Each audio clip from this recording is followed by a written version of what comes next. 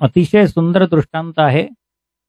आपल्याला माहित आहे की जनक राजा जो होता तो अतिशय न्यायी, विद्वान आणि ज्ञानी असा पुरुष होता.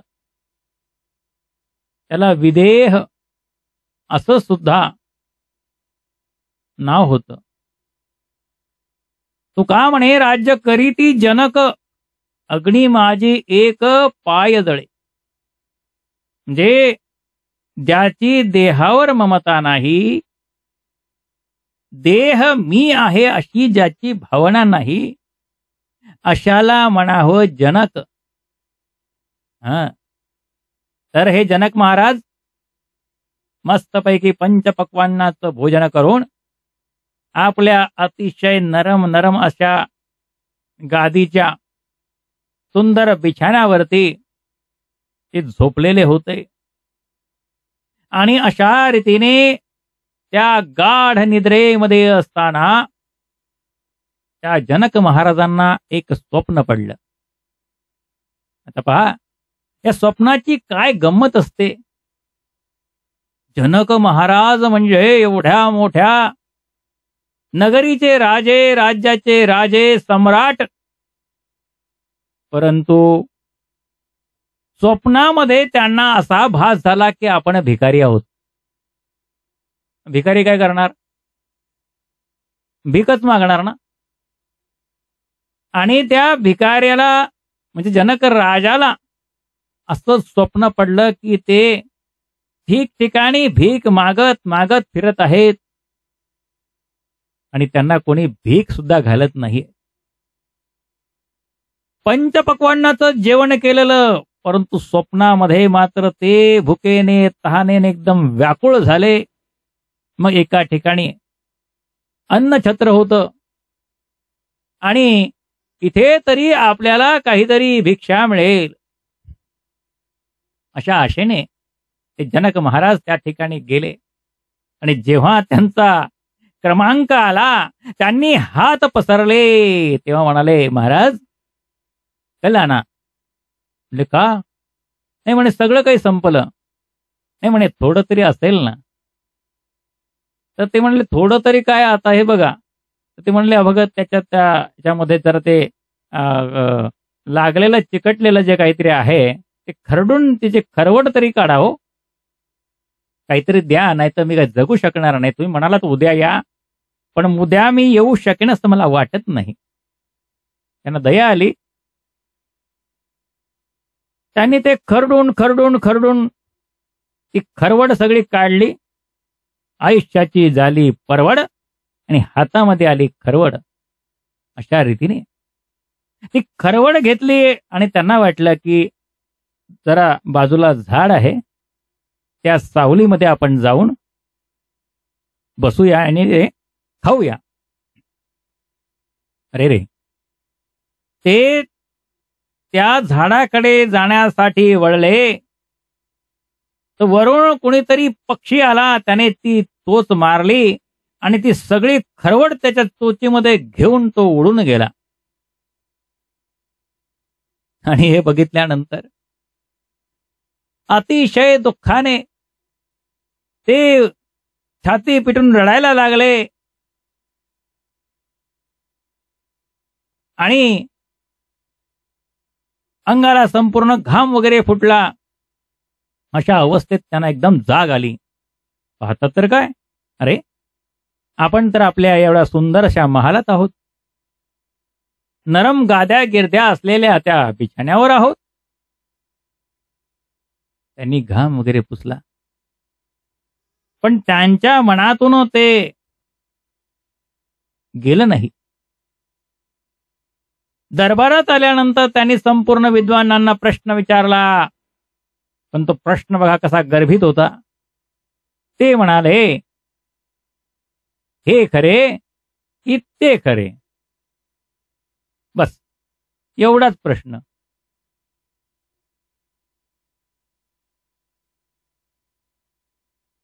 कोणालाही प्रश्नाचं उत्तर देता येईना.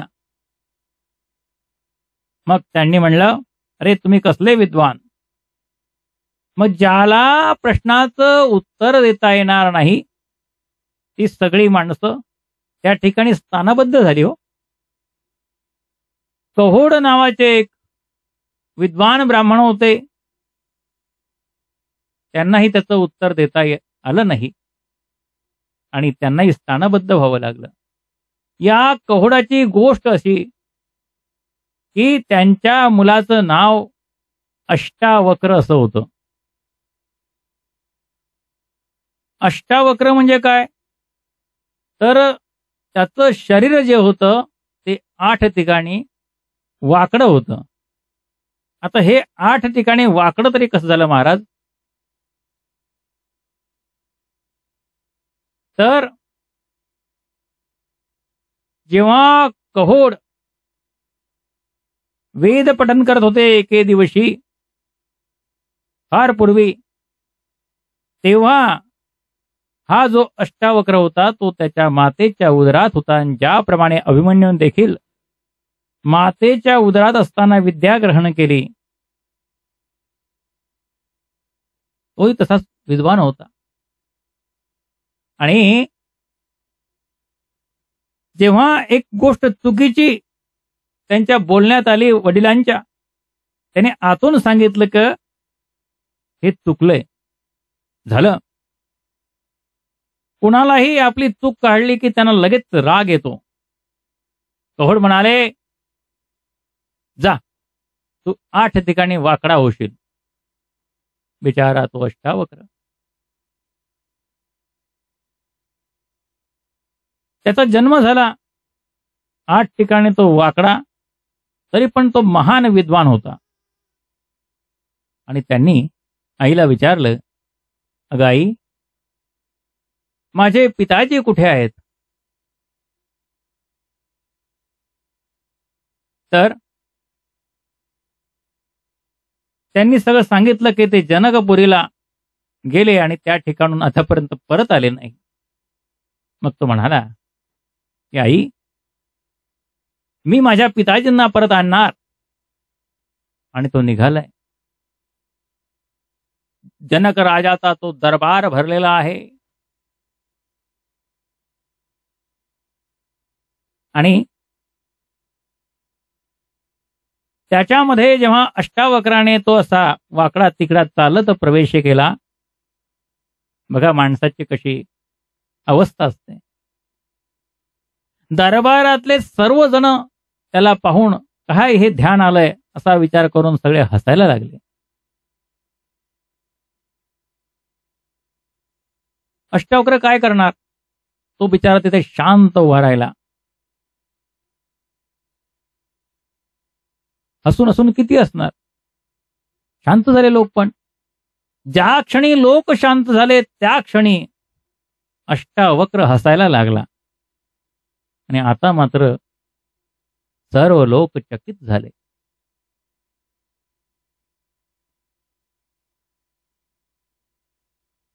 त्यांना थांबवलं.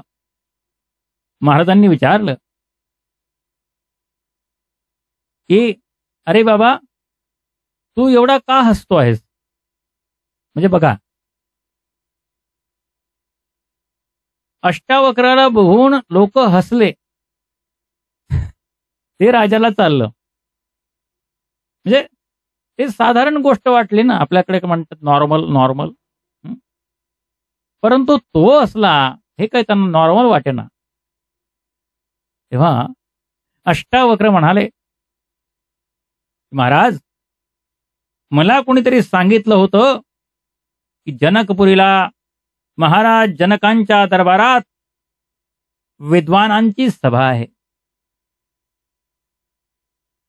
परंतु मला तरी ते कुठे विद्वानच दिसले नाही. आपण एवढ्या सर्व चर्मकारांना या ठिकाणी का आमंत्रित केलं आहे? असं म्हणल्यानंतर सगळ्या विद्वानांना राग आला. आता बघा, चर्मकार देखील समाजाची सेवाच करतात. संत रोहिदास देखील चांभारच होते ना, पण ते संत होते. परंतु ज्यांच्या मनामध्ये ही शुद्ध भावना नसते, विशुद्ध भावना नसते, त्यांना राग येणारच. आणि त्यांना खरं काय आहे ते सांगण्यासाठी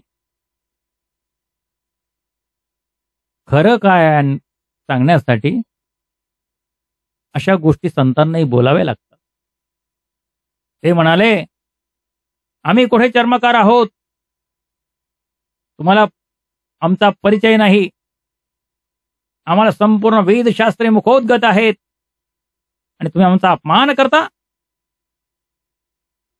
ते म्हणले, मला तर असं काही दिसलं नाही.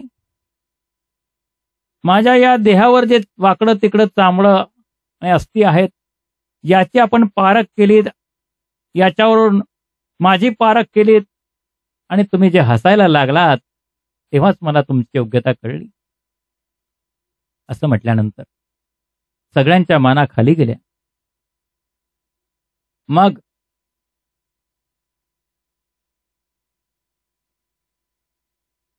जनक महाराजांनी विचारलं की आपल्या येण्याचं कारण काय आहे. तर ते म्हणले, महाराज, आमच्या पिताजींना आपण स्थानबद्ध करून ठेवले, त्यांना सोडवा आणि त्यांच्याबरोबर बाकीचे आहेत त्यांनाही सोडवा. म्हणले, सोडवायला हरकत नाही, फक्त त्या प्रश्नाचं उत्तर द्या, हे खरं की ते खरं. त्यांनी उत्तर दिलं अष्टावक्रांनी, हेही खोटं आणि तेही खोटं, काहीच खरं नाही. त्या ठिकाणी जनकांना ते पण तितके ज्ञानी असल्यामुळे त्यांना त्यांचं उत्तर पटलं आणि त्यांनी साष्टांग दंडवत घातलं. मग सगळ्या विद्वानांना प्रश्न पडला की अरे, काहीतरी खरं सांगायला पाहिजे होतं ना, मग हे कसं म्हणतात हेही खोटं आणि तेही खोटं. प्रश्न विचारला लोकांनी. मग महाराजांनी सांगितलं की मी स्वप्नामध्ये भिकारी झालो होतो, ती गोष्ट खरी आहे की आता मी या दरबारात राजा म्हणून बसलेलो आहे, ती गोष्ट खरी आहे. असा मला प्रश्न पडला होता आणि यांनी सांगितलं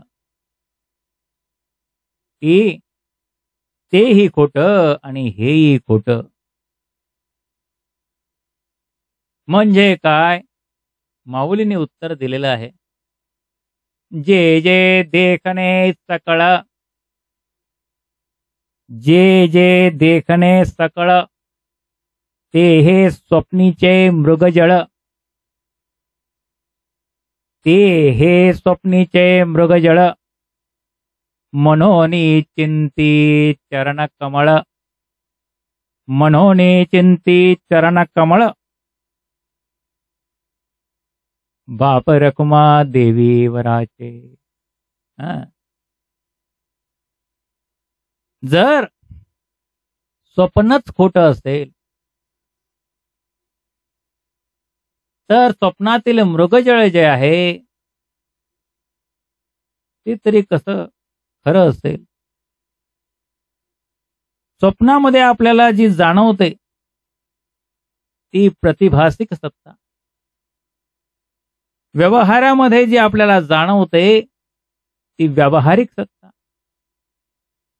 आणि देवाची जी सत्ता असते ती पारमार्थिक सत्ता. हे जर आपण जाणून घेतलं तर आपल्या लक्षात येतं की आपण कोणतं स्वप्न पाहतो आणि या स्वप्नामधून आपण जागृत कसं व्हायचं याचा आपण विचार केला पाहिजे.